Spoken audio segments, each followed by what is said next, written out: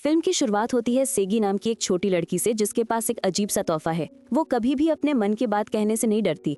अगर उसे कोई लड़का पसंद आता है तो वो तुरंत उससे अपने दिल की बात कह देती है। एक दिन जब उसे अपने ही क्लास के एक लड़के पर क्रश हो जाता है तो वो बिना झिझके उसे कह देती है कि उसे वो पसंद है, और उसकी हैरानी और खुशी के लिए वो लड़का भी मुस्कुराते हुए मान लेता है कि उसे भी सेगी पसंद है। ये सुनकर सेगी आंखों से खुशी के आंसू झरने लगते हैं। लेकिन किस्मत हमेशा इतनी मेहरबान नहीं होती। अगले ही दिन वो लड़का अचानक किसी दूसरे स्कूल में ट्रांसफर हो जाता है और सेगी का दिल टूट जाता है। वक्त बीतता है, साल गुजरते हैं और सी में बदलाव आने लगता है। उसके बाल अब वैसे सीधे नहीं रहते जैसे बचपन में रहते थे, बिल्कुल उसके जुड़वा बहन ही के बालों जैसे। उसे लगने लगता है कि शायद ये फर्क उसके पिता की जलन भरी आदत से उसे विरासत में मिला है। कुछ समय बाद सी को अपने पड़ोसी लड़के से प्यार हो जाता है। वो चुपचाप उसके लिए गिफ्ट भी तैयार करती है और जिस दिन वो हिम्मत जुटाती है कि जाकर उसे अपने दिल की बात बताए, ठीक उसी दिन वो लड़का उसके दरवाजे पर दस्तक देता है, लेकिन उससे मिलने नहीं बल्कि उसकी बहन ही से मिलने के लिए। ये कड़वा अनुभव सी के दिल में इतना गहरा उतरता है कि वो खुद से वादा करती है अब कभी किसी से अपने प्यार का इजहार नहीं करेगी। मगर ये वादा ज्यादा दिन नहीं टिकता। एक दिन समुद्र किनारे उसकी मुलाकात होती है हियन से, एक लड़का जिसकी चाल समंदर की लहरों जैसी मृदु और आकर्षक है। पहली नजर में ही सेगी का दिल उसके लिए धड़कने लगता है। अगले दिन स्कूल में सबकी नजरों के सामने वही लड़का हियन नई एडमिशन लेकर आता है। सब उसे देखकर मुग्ध रह जाते हैं, लेकिन सबके सामने जब वो हाथ हिलाकर सी को अभिवादन करता है तो माहौल थम जाता है। सी वहीं जम जाती है जबकि उसके दोस्त हैरानी से उसकी ओर देखते हैं। शर्मिंदा होकर सी सफाई देती कि वो बस उससे कल बीच पर टकरा गई थी। क्लास में सी जब मॉक टेस्ट की रैंकिंग देखती है तो उसमें हियन का नाम टॉप 100 में दिखता है। इसका मतलब था कि वो इवनिंग सेल्फ स्टडी रूम में जा सकता है, जहां ये अफवाह फैली थी कि अगर कोई वहां जाकर अपने प्यार का इजहार करे तो रिश्ता लगभग तय ही मानो। लेकिन सी उदास हो जाती है क्योंकि उसके अपने मार्क्स इतने अच्छे नहीं हैं कि वो उस कमरे में जा सके। रिसेस के समय सी और उसके दोस्त हियन को बास्केटबॉल खेलते हुए देखती हैं। चारों ओर लड़कियां उसे चीयर कर रही होती हैं। सी सोचती है कि उसे भी किसी तरह अलग दिखना होगा। वो कैंटीन से उसके लिए एक ड्रिंक खरीदती है, उस पर अपना नाम लिखती है और कैंटीन वाले अंकल से कहती है कि वो ये ड्रिंक हियन को पहुंचा दे। लेकिन अंकल मुस्कुराते हुए कहते हैं कि आज तो कई लड़कियां उसी के लिए यही काम करवा रही हैं। बाहर निकलते हुए सी की मुलाकात अपने घुंघराले बालों वाली दोस्त से होती है, जिसके हाथ में भी हियन के लिए पानी की बोतल होती है। स्कूल के बाद सी फिर उसी बीच पर लौटती है। उम्मीद करती है कि हियन फिर से वहाँ आएगा। वो पानी के किनारे इंतजार करती है, लेकिन उसकी जगह वहाँ कोई और लड़का आता है। वो झुककर उसका गिरा हुआ नेम टैग उठाता है और जैसे ही सी की शर्ट लहरों में बह जाती है वो उसे पकड़ने के लिए आगे बढ़ता है, लेकिन खुद पानी में गिर जाता है। वो तैर नहीं पाता और सी घबराकर उसे बचाने दौड़ पड़ती है। बड़ी मुश्किल से उसे किनारे खींच लाती है और उसे सीपीआर देने के लिए झुकती है, लेकिन जैसे ही उसके होंठ उसके पास आते हैं वो अचानक होश में आ जाता है। सी गुस्से और शर्म से भर उठती है और उसे खूब डांट देती है, मगर भीतर ही भीतर वो शुक्रगुजार होती है कि वो ठीक है। अगले ही दिन वही लड़का जैक सी के स्कूल और क्लास में ट्रांसफर होकर आता है। उसके पैर पर प्लास्टर बंधा होता है और दोनों एक दूसरे को तुरंत पहचान लेते हैं। टीचर उसे क्लास में इंट्रोड्यूस करते हैं और बताते हैं कि जैक उम्र में उनसे बड़ा है। उसने एक बार यूनिवर्सिटी एग्जाम दिया था लेकिन फेल हो गया था, इसलिए अब दोबारा स्कूल आना पड़ा है। सी मुस्कुराते हुए उसका स्वागत करती है, लेकिन जैक का चेहरा ठंडा और गंभीर रहता है। वो बहुत कम बोलता है। अगली सुबह सी देखती है कि जैक अपने प्लास्टर लगे पैर के साथ बड़ी मुश्किल से चलने की कोशिश कर रहा है। वो जिद करती है कि वो उसे मदद करने दे, लेकिन जैक मना कर देता है। तभी सुपरवाइजर एक और छात्र जियोंग को डांटता है कि वो बस खड़ा क्यों है और उसे जैक की मदद करने का आदेश देता है। कुछ देर बाद सी को इस बात पर डांट पड़ती है कि उसने अपना नेम टैग नहीं पहना। वो झूठ बोल देती है कि शायद वो कहीं गिर गया या खो गया होगा, जबकि असलियत ये थी कि उसका नेम टैग अब भी जियूक यानी जैक के पास था। उसने अब तक उसे वापस नहीं किया था। लंच टाइम में सी और उसकी सहेलियां जैक के लिए खाना लेकर आती हैं। उनकी इस हरकत से जैक हैरान रह जाता है। जब क्लास के दूसरे बच्चे पूछते हैं कि क्या वाकई सी ने बीच पर उसकी जान बचाई थी, तो जैक कुछ नहीं कहता, लेकिन सी गर्व से आगे बढ़ती है और कहती है, हाँ मैंने ही बचाया था। हंसते हुए वो मजाक में जोड़ती है कि अब वो उस पर एहसानमंद है। अब उसे उसका छाता पकड़ना होगा, उसके लिए खाना लाना होगा और सबको आइसक्रीम खिलानी होगी। जैक कुछ नहीं कह पाता, बस चुपचाप उसकी बातें मान लेता है। थोड़ी देर बाद उसकी सहेलियां सी के लिए नया नेम टैग बना देती हैं। उधर जैक लगभग उसका असली नेम टैग लौटाने ही वाला होता है, लेकिन तभी वो पास में किसी को कहते सुनता है, शायद जिसने तुम्हारा नेम टैग लिया है उसने ऐसा इसलिए किया क्योंकि वो तुम्हें पसंद करता है। ये सुनकर जैक एक पल के लिए ठहर जाता है और फिर धीरे से अपना हाथ पीछे खींच लेता है। दूसरी ओर सी अब भी अपनी जिद दोहराती है। मुझे तो सिर्फ हियन पसंद है, मेरे दिल में किसी और के लिए जगह नहीं है, वो दृढ़ता से कहती है। उसी पल अचानक एक बॉल उसकी तरफ उड़कर आती है। वो लगभग उसके चेहरे पर लगने ही वाली होती है, लेकिन कोई उसे समय पर किक मारकर वापस भेज देता है। जब सी ऊपर देखती है तो सामने हियन खड़ा होता है, वही लड़का जिसके लिए उसका दिल धड़कता है। पता चलता है कि हियन से गलती से बॉल सी की ओर चली गई थी। वो तुरंत पास आकर माफी मांगता है और उसकी हालत देखकर चिंता जताता है। सी शर्म से अपनी नजरें झुका लेती है, उसका चेहरा लाल हो जाता है। उसकी सहेलियां तुरंत छेड़ना शुरू कर देती हैं, कहती हैं कि शायद हियन ने जानबूझकर ऐसा किया ताकि उससे बात करने का कोई बहाना मिल सके। लेकिन जैक के चेहरे पर उस वक्त कोई मुस्कान नहीं होती। वो ये बात बिल्कुल अलग नजर से देखता है। क्लास में लौटने के बाद सी की करीबी दोस्त बताती हैं कि इंचोंग के बाल फिर से बिल्कुल सीधे हो गए हैं। ये सुनते ही सी की आंखें चौड़ी हो जाती हैं। वो भागती हुई अगले क्लासरूम में जाती है ये देखने कि ये सच है या नहीं, और सचमुच उसके बाल बिल्कुल स्ट्रेट और चमकदार दिखते हैं। सी को हैरानी के साथ साथ जलन भी होती है, क्योंकि ये वही चीज थी जो वो हमेशा चाहती थी। जब वो पूछती है तो इंचोंग बताती है कि उसने अपने बाल जैंगमी सैलून में स्ट्रेट करवाए हैं और उसका खर्चा था पूरे 2 लाख वोन। ये सुनकर सी के दिल में उम्मीद की एक किरण जल उठती है। वो और उसकी सहेलियां उत्साहित होकर उसी सैलून पहुंच जाती हैं। वहाँ सैलून की मालकिन कहती है कि भले ही सी के बाल बहुत ज्यादा घुंघराले हैं, लेकिन अगर वो चाहे तो उन्हें भी पूरी तरह सीधा किया जा सकता है। घर लौटकर सी अपने सारे जमा किए हुए पैसे निकालती है, लेकिन गिनने पर पता चलता है कि उसके पास इतनी रकम बिल्कुल नहीं है कि वो ट्रीटमेंट करवा सके। वो उदास होकर वापस उसी सैलून के बाहर जाकर बस उसे देखती रहती है। तभी उसे अंदर से एक जानी पहचानी आवाज सुनाई देती है। कोई लड़का सैलून की मालकिन को माँ कहकर बुला रहा होता है। सी की आंखें चौड़ी हो जाती हैं। वो कोई और नहीं बल्कि जैक था। उसी पल उसके दिमाग में एक पागलपन भरा लेकिन चतुर आइडिया आता है। अगले ही दिन सी का रवैया अचानक पूरी तरह बदल जाता है। वो जैक से बहुत ही अपनापन और मिठास से मिलने लगती है। जहाँ पहले वो बस औपचारिकता निभाती थी, अब वो हर बार मुस्कुराकर उसका स्वागत करती है और अलग ही गर्मजोशी से हाय जैक कहती है, जिससे सबको हैरानी होती है कि अचानक उसके बर्ताव में इतना बदलाव क्यों आया। स्कूल खत्म होने के बाद सी जानबूझकर ऐसे दिखाती है जैसे वो जैक से अचानक टकरा गई हो, ठीक उसी सैलून के बाहर जहाँ वो पहले गई थी। जैक मुस्कुराते हुए बताता है कि ये सैलून उसकी माँ का है। ये सुनते ही सी के चेहरे पर चमक आ जाती है। बिना एक पल गवाए वो अंदर भागती है और जैक की माँ से मिलते हुए खुद को उसका बहुत अच्छा दोस्त बताती है। वो हंसते हुए याद दिलाती है कि बीच पर उसी ने उनके बेटे की जान बचाई थी। वो वादा करती है कि वो स्कूल में उसका पूरा ध्यान रखेगी और बातों बातों में बड़ी चालाकी से ये भी इशारा करती है कि उसका सपना है अपने बाल स्ट्रेट करवाने का। जैक की माँ मुस्कुराती हैं और कहती हैं कि वो जरूर करेंगी, लेकिन तब जब जैक का प्लास्टर उतर जाएगा। उस दिन के बाद से सी पूरी तरह से जैक की जिंदगी में शामिल हो जाती है। वो रोज उसके साथ क्लास तक चलती है, उसे पढ़ाई में मदद करती है और ध्यान रखती है कि वो सुरक्षित घर लौटे। वो तो यहाँ तक करने लगती है कि उसकी माँ की मदद करने के लिए सैलून के प्रमोशन के फ्लायर बांटने में भी हाथ बटाती है। एक बरसाती दोपहर जब वो दोनों भीगते हुए चल रहे होते हैं, सी उसे अपने पिता के गोदाम में लेके जाती है ताकि दोनों थोड़ा बारिश से बच सके। वहाँ वो उसे अपने पिता के सूखे कपड़े पहनने को देती है। गोदाम के अंदर ढेरों कॉमिक बुक्स रखी होती हैं, सी की पसंदीदा चीज। वो उत्साहित होकर पूछती है, क्या तुम्हें कॉमिक्स पढ़ना पसंद है? जैक थोड़ा झिझकते हुए कहता है कि उसने कभी कॉमिक्स पढ़ी ही नहीं। सी को ये सुनकर सच्ची हैरानी होती है। वो तुरंत अपनी पसंदीदा कॉमिक्स निकालती है और कहती है, ये लो, इन्हें जरूर पढ़ना। फिर वो मुस्कुराकर कहती है कि वो जब चाहे यहाँ आ सकता है और उसके लिए गोदाम का लॉक कोड भी बता देती है। इसी बीच सी और उसकी सहेलियां हियन के लिए अपने प्यार का इजहार तैयार करने में जुट जाती हैं। वो सब मिलकर ओरिगामी बीड्स यानी छोटे छोटे कागज के मोती बनाना शुरू करती हैं। उन्हें पता चलता है कि मीजी सी की प्रतिद्वंदी हियन को प्रपोज करने के लिए 1000 बीड्स बना रही है, तो सी और उसकी दोस्तों ने तय किया कि वो उससे 10 गुना ज्यादा यानी 10,000 बीड्स बनाएंगी।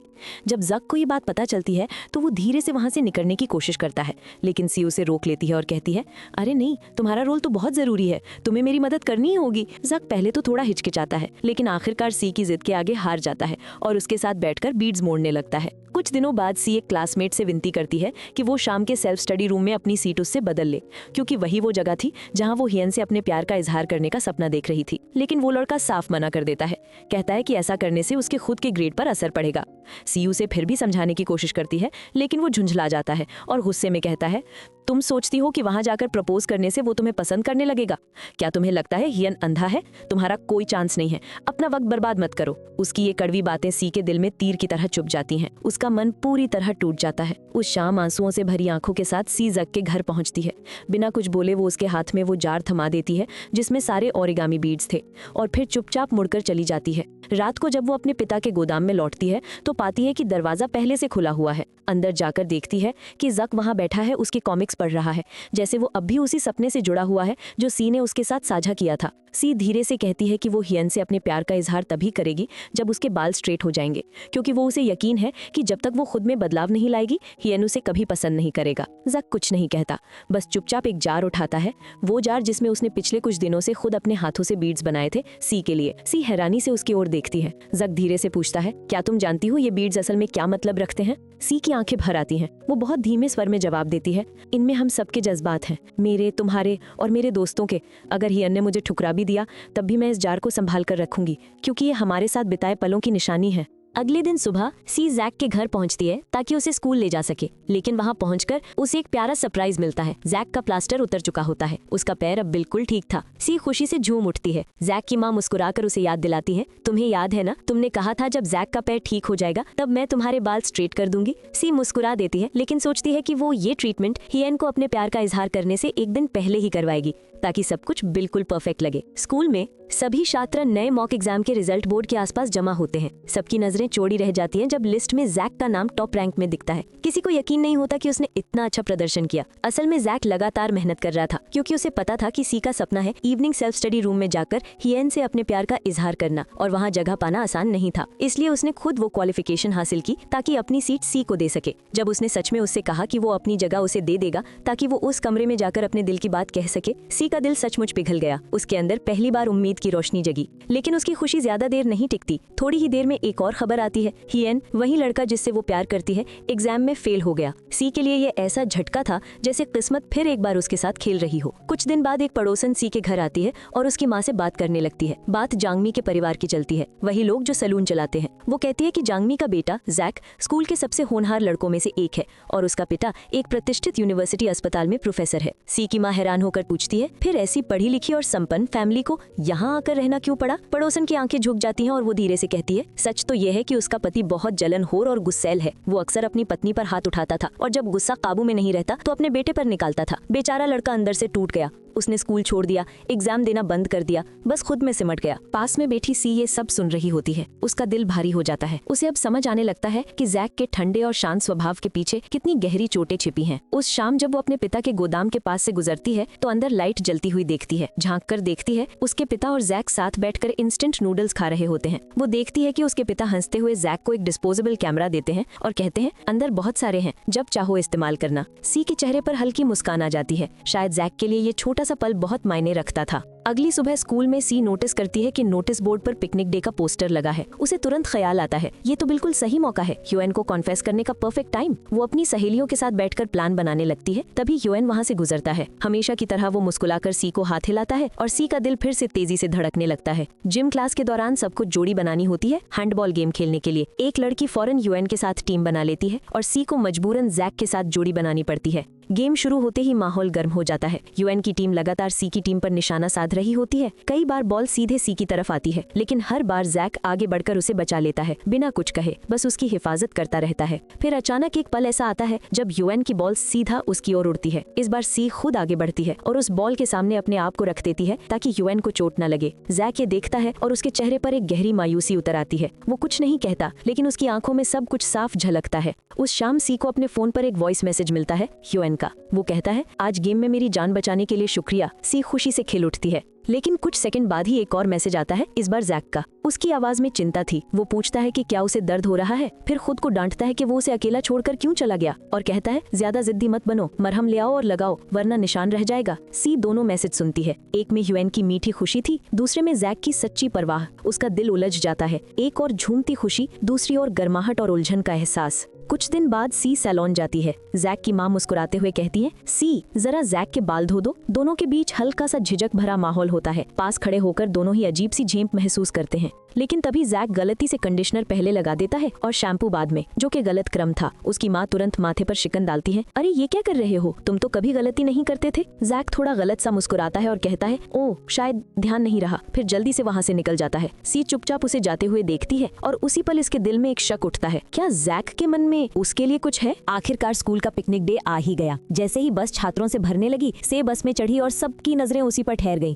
उसके बाल अब पूरी तरह सीधे, मुलायम और चमकदार थे। सभी छात्र हैरान थे कि ये वही सी है। बस की पिछली सीट पर बैठा जैक चुपचाप उसे देखता रहा। पिकनिक स्थल पर पहुंचकर से ने बड़ी सावधानी से अपनी मेहनत से बनाए हुए ओरिगामी बीड्स का जार हियन की सीट पर रख दिया। वो यही चाहती थी कि जब हियन बैठे तो सबसे पहले उसकी नजर उस जार पर पड़े। उस रात सब दोस्तों ने मिलकर से के कन्फेशन स्पॉट को सजाया, फूलों, रिबन और छोटे तीरों से जो हियन को वहां तक ले जाएंगे। जब हियन आखिरकार तीरों को फॉलो करते हुए उस जगह पहुंचा तो उसे हैरानी हुई, वहाँ बस से अकेली खड़ी थी। वो हल्का मुस्कुराया और बोला, तुम्हारे बाल बहुत सुंदर लग रहे हैं। फिर उसने जार को देखा और कहा, ये बहुत प्यारा है और उस दिन बीच पर जो हुआ उसके लिए फिर से शुक्रिया। इसके बाद हियन ने कहा, वैसे वो बीच वाली बात तो वो तो बस हमारे बीच की बात है ना, कोई और तो नहीं जानता। ये सुनते ही से का चेहरा उतर गया। उसे एहसास हुआ हियन को तो पता ही नहीं कि उस दिन जैक भी वहाँ था। उसी पल उसकी नजर पीछे गई जहाँ जैक खड़ा था और धीरे धीरे वहाँ से जाने लगा था। उसका दिल कस कर मरोड़ खा गया और उसी क्षण उसके अंदर एक अजीब सी साफी भर गई, जैसे अचानक सब कुछ समझ में आ गया हो। वो हियन की तरफ मुड़ी और धीरे से बोली, मुझे तुम बहुत पसंद हो और आज रात मैं तुम्हें अपने दिल की बात कहने आई थी, लेकिन जब मैं बोलने लगी तो मेरा दिल किसी और के बारे में सोचने लगा। वो एक पल रुकी। मुझे लगता था कि मुझे खुद को बदलना होगा ताकि कोई मुझे पसंद करे, किसी की नज़र में सुंदर बनने के लिए, लेकिन जब मैं उसके साथ होती हूँ मुझे खुद को बदलने की ज़रूरत महसूस नहीं होती। उसके सामने मैं बस मैं रह सकती हूँ। वो मुस्कुरा दी और उस मुस्कान में सुकून था और जवाब भी। जिसके बारे में वो बात कर रही थी वो कोई और नहीं, जैक ही था। बाद में से वापस अपने दोस्तों के पास लौटी। सब उत्साहित होकर पूछने लगे, क्या हुआ, क्या हियन ने हाँ कहा? लेकिन से कुछ नहीं बोली, बस उसकी नजरें दूर कहीं टिक गईं, उसी दिशा में जहाँ जैक जा चुका था। अगले दिन जैक को इस बात का कोई अंदाजा नहीं था कि पिछली रात क्या हुआ था। वो से बचने लगा। हर बार जब वो पास आती वो कोई ना कोई बहाना बनाकर निकल जाता। उस रात उसने गोदाम की खिड़की में हल्की रोशनी देखी। वो कुछ पल के लिए ठहर गया। मन में एक उथल पुथल थी, लेकिन फिर हिम्मत जुटाकर अंदर चला गया। उसे पता था से वहाँ उसका इंतजार कर रही होगी। अंदर मेज पर सी ने कुछ नई किताबें रखी थी, खास जग के लिए। दोनों कुछ देर चुपचाप बैठे रहे। कोई कुछ नहीं बोला। माहौल भारी था लेकिन शांत। फिर सी ने धीरे से कहा, क्या तुम्हें ये जानने की जिज्ञासा नहीं है कि कल रात क्या हुआ, कि मैंने क्या कहा? जक ने उसकी ओर देखा, थोड़ी देर चुप रहा, फिर पूछा, तो क्या तुमने हियन को प्रपोज किया? सी मुस्कुराई, बहुत हल्की थकी हुई सी मुस्कान, और बोली, नहीं मैंने नहीं किया। क्यों? जक ने हैरानी से पूछा। सी ने बहुत शांत स्वर में कहा, क्योंकि अब मैं पढ़ाई पर ध्यान देना चाहती हूँ, लेकिन ये बात किसी को मत बताना, ठीक है? मैं नहीं चाहती कि मेरे दोस्त सोचे कि मैंने हार मान ली, और जब यूनिवर्सिटी एग्जाम्स होंगे तो मुझे एक बहुत बड़ी कैंडी खरीद कर देना, शायद उससे मैं थोड़ा और अच्छा कर पाऊँ। अगले दिन स्कूल में सी का दिल हल्का सा बैठ गया जब उसने देखा कि जक अपनी घुंघराले बालों वाली क्लासमेट इनसे बातें कर रहा है। वो मुस्कुराने की कोशिश करती है लेकिन अंदर से थोड़ा जलन सा महसूस करती है। उसी शाम जक की माँ को सोफे पर एक बड़ा गिफ्ट बॉक्स दिखता है। वो पूछती है, ये क्या है? जक जवाब देता है, सी ने मुझसे कहा था कि उसे बहुत बड़ी कैंडी चाहिए, तो मैं खरीद लाया। फिर वो हिचकिचाते हुए कहता है कि वो अगले साल यूनिवर्सिटी एग्जाम देने का सोच रहा है। उसकी माँ हैरान होकर कहती है, तुमने तो कहा था कि तुम मरना पसंद करोगे लेकिन फिर से वो एग्जाम नहीं दोगे। जक कुछ नहीं कहता, बस शांत रहता है। कुछ ही दिनों बाद वो सी के घर पहुंचता है, वही बड़ी कैंडी लेकर जो उसने मांगी थी। वो गिफ्ट उसके हाथ में देता है और जैसे ही मुड़कर जाने लगता है, सी अचानक कहती है, जक क्या तुम इनके बहुत करीब हो? जक बिना हिचकिचाए जवाब देता है, नहीं ऐसा कुछ नहीं है। फिर हल्के से मुस्कुराता है और कहता है, एग्जाम के लिए ऑल द बेस्ट। इतना कहकर वो चला जाता है और सी वहीं खड़ी रह जाती है। यूनिवर्सिटी एंट्रेंस एग्जाम का दिन आखिरकार आ गया था। पूरे स्कूल में हलचल थी, सब अपने अपने तरीके से शुभकामनाएं दे रहे थे, लेकिन से के लिए उस दिन एक खास सरप्राइज इंतजार कर रहा था। एग्जाम हॉल के बाहर एक बड़ा सा बेयर मास्कॉट पहने व्यक्ति उसके पास आया और उसे एक विशाल गिफ्ट बैग थमा दिया। से पहले तो चौंकी, लेकिन जब उस मास्कॉट का सिर उतरा तो अंदर से वही निकला, जक की इस मासूम सी हरकत ने उसका पूरा दिन रोशन कर दिया। कुछ दिनों बाद जब एग्जाम के रिजल्ट का इंतजार चल रहा था, से और उसके दोस्त पास के स्टॉल पर स्पाइसी राइस केक्स खाने जुटे। सब मस्ती में थे, लेकिन से ने अचानक कहा, मुझे जाना होगा, माँ को घर पर मदद चाहिए। उसी वक्त जक ने भी कहा कि उसे कुछ जरूरी काम है और वो भी निकल गया। बाकी दोस्तों को कुछ गड़बड़ लगी। उन्होंने शक भरी नजरों से एक दूसरे को देखा और धीरे धीरे दोनों का पीछा किया। और जब उन्होंने देखा कि से और जक चुपके से मिल रहे हैं तो सब हैरान रह गए। उनकी आंखों पर यकीन नहीं हुआ, वो दोनों सचमुच एक दूसरे के बहुत करीब आ चुके थे। थोड़ी देर बाद से और जक उसी बीच समंदर किनारे पहुंचे जहां वे पहली बार मिले थे। लहरों की आवाज के बीच से ने धीरे से पूछा, उस दिन तुम समंदर में क्यों कूदे थे? जक का चेहरा गंभीर हो गया, उसकी आंखों में एक पुराना दर्द झलकने लगा। धीरे धीरे उसने कहा, उस दिन मैं बहुत थक गया था जिंदगी की हर चीज से। मैंने सोचा अगर लहरों के साथ बह जाऊं तो शायद सब खत्म हो जाएगा। से चुपचाप उसे देखती रही।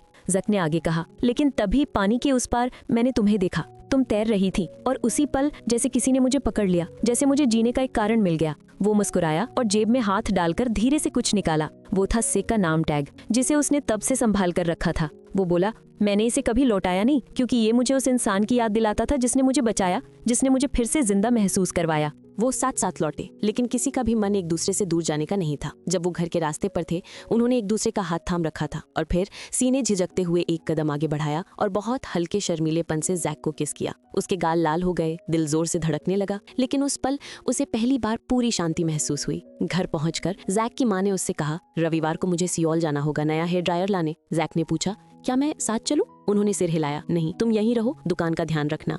अगले दिन सी का फैमिली पिकनिक था। निकलने से पहले उसने जैक को फोन किया। दोनों के बीच हल्की फुल्की बातें हुई, लेकिन हर कुछ देर में सी उसे याद दिलाती रही, रविवार को भूलना मत, हमारी डेट याद है ना? फोन रखने के बाद सी ने अपनी सबसे करीबी सहेलियों को कॉल किया। वो सब उत्साह से तैयारियां करने लगी। सी ने उन्हें बताया कि रविवार को बीच पर वो जैक से अपने प्यार का इजहार करेगी और सबको सजावट में मदद करनी होगी। आखिरकार वो खास रविवार आ गया। सूरज ढलने को था और दोस्तों का ग्रुप बीच पर सजावट में लगा था। फूल, गुब्बारे, लाइट्स, सब कुछ बिल्कुल सपनों जैसा लग रहा था। उधर सी और जैक पहले ही वहां पहुंच गए थे। जब दोस्तों ने उन्हें आते देखा तो सब अपने अपने हाइडिंग स्पॉट में भाग गए ताकि सरप्राइज खराब ना हो। थोड़ी दूरी से खड़ी सी ने हाथ के इशारे से उन्हें रुकने को कहा, लेकिन कोई नहीं समझा कि वो क्या कहना चाह रही थी। उसी पल जैक के फोन पर एक मैसेज आया। उसने कहा, 1 मिनट मुझे कॉल करनी होगी। वो थोड़ा दूर गया और स्क्रीन देखी। उसका चेहरा अचानक सख्त हो गया। मैसेज पढ़ते ही उसका दिल डूब गया। उसकी माँ अस्पताल में भर्ती थी। उसने तुरंत सी की ओर मुड़कर कहा, मुझे जाना होगा सियोल। सी कुछ कह पाती उससे पहले ही वो भाग पड़ा अपने बैग और चिंताओं के साथ, और सी वहीं खड़ी रह गई, अधूरी सजावट, अधूरी बातें और एक अनकहा डर लेकर। अस्पताल पहुंचते ही जैक का दिल बैठ गया। वो भागता हुआ कमरे में पहुंचा और वहां उसकी माँ बेहोश पड़ी थी, कोमा में। बिस्तर के पास उसका पिता खड़ा था, चेहरा बिल्कुल ठंडा, बिना किसी भाव के। पिता ने बस इतना कहा, वो सीढ़ियों से गिर गई। ना कोई दुख, ना कोई पछतावा, जैसे किसी अजनबी की बात कर रहा हो। और फिर चिंता दिखाने के बजाय उसने सारा दोष उसी पर डाल दिया। वो बोला, तुम्हारी माँ ने तुम्हारा भविष्य बर्बाद कर दिया, तुम्हारी पढ़ाई चौपट कर दी। उसने माँ कहलाने का हक खो दिया। जैक के हाथ मुट्ठियों में कस गए। उसकी आंखों में गुस्सा था। उसे यकीन था कि उसके पिता झूठ बोल रहे हैं। वो जानता था उसकी माँ को धक्का दिया गया है, लेकिन उसका पिता उसकी आंखों में झांकते हुए बोला, अब घर जाओ, यहाँ तुम्हारा कोई काम नहीं। जैक की सारी बातें उसके अंदर ही दब गईं। वो कुछ कह नहीं पाया। कुछ दिन बीत गए। ना सी को ना उसके दोस्तों को जैक की कोई खबर मिली। जब वो उसके घर गई तो देखा कि सलून बंद था और बाहर एक बड़ा सा बोर्ड टंगा था, फॉर रेंट। सी के दिल में बेचैनी भर गई। उसे याद आया कि जैक का पिता सियोल नेशनल यूनिवर्सिटी हॉस्पिटल में प्रोफेसर था। बिना एक पल गवाए वो बस में बैठकर सियोल निकल पड़ी। अस्पताल पहुंचकर उसने रिसेप्शन पर पूछा, पेशेंट जांगमी किस कमरे में है? नर्स ने बताया, रूम 407। सी धीरे से उस कमरे की ओर बढ़ी। जैसे ही वो दरवाजे के पास पहुंची, उसे अंदर से ठंडी डरावनी सी आवाजें सुनाई दी। वो दरवाजे के पीछे खड़ी हो गई और जो उसने सुना उसने उसका खून जमा दिया। अंदर जैक का पिता अपनी बीवी और बेटे से कह रहा था,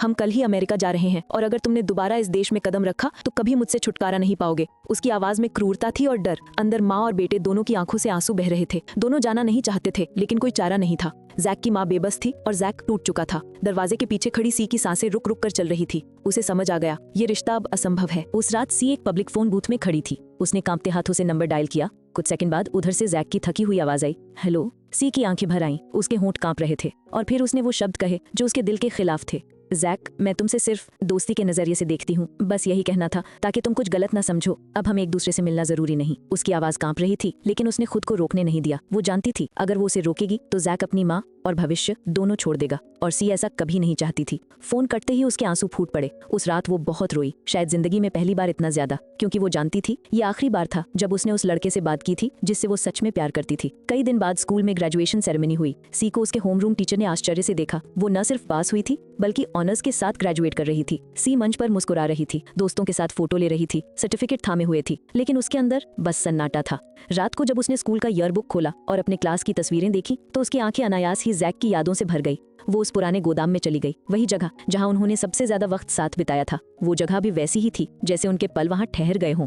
वो बुक शेल्फ के पास गई और वहां उसे एक नोटबुक दिखी। कवर पर साफ साफ लिखा था लव क्रॉनिकल और नीचे जैक की लिखावट थी। सी के हाथ कांपने लगे जब उसने किताब खोली। अंदर तस्वीरों के बाद तस्वीरें थीं, सी की, उसकी दोस्तों की, उनके छोटे छोटे पलों की। हर तस्वीर के नीचे जैक ने छोटे नोट्स लिखे थे, ये उसकी हंसी है जो मुझे हमेशा बचा लेती है। ये वो पल है जब उसने मेरा नाम पुकारा था। वो तब भी सुंदर थी जब रो रही थी। हर पन्ने पर उसका प्यार झलक रहा था, ऐसा प्यार जो किसी आदर्श या सुंदरता के लिए नहीं बल्कि सिर्फ उसके होने के लिए था। वो सी से इसलिए प्यार नहीं करता था क्योंकि वो परफेक्ट थी, वो उससे प्यार करता था क्योंकि वो सी थी, वही लड़की जिसने कभी उसे बीच पर बचाया था और बाद में उसके जीवन के अंधेरे से भी निकाल लाई थी। वो लड़की जिसने उसे उसके खुद के डरावने सपनों से बचाया था। कभी वो उसका नेम टैग पकड़ कर जीता था, लेकिन अब उसे उसकी जरूरत नहीं थी क्योंकि अब सी का नाम, सी की मौजूदगी उसके दिल के हर कोने में खुदी हुई थी। सी धीरे धीरे उस नोटबुक के हर पन्ने को पलटती गई। हर तस्वीर, हर शब्द, हर याद में जैक का प्यार खुलकर झलक रहा था। आंसू उसकी आंखों से लगातार बहते जा रहे थे क्योंकि जो प्यार अब उसके सामने था वो जितना खूबसूरत था उतना ही दूर भी लग रहा था,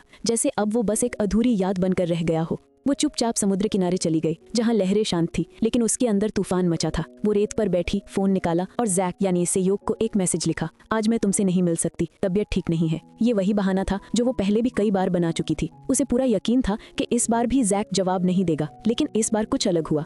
स्क्रीन पर एक रिप्लाई आया, मुझे तो तुम बिल्कुल ठीक लग रही हो। सी की सांसें थम गई। उसका फोन अचानक बज उठा और उसी पल उसके पीछे से एक जानी पहचानी आवाज आई, सी। वो पलटी और देखा वो वहीं खड़ा था, मुस्कुराता हुआ जैक। उसकी आंखें चौड़ी हो गईं। डिसबिलीफ में उसका दिल धड़कना भूल गया और अगले ही पल वो भागी पूरी ताकत से उसकी तरफ। वो सीधा जाकर उससे लिपट गई, जोर से रोने लगी और बार बार कहने लगी, माफ कर दो, मैंने झूठ कहा था, मैं वो बातें नहीं कहना चाहती थी, मैंने कभी तुम्हें भूलने की कोशिश नहीं की, मैं हर दिन तुम्हें याद करती रही, मैं तुम्हें अब भी उतना ही प्यार करती हूँ।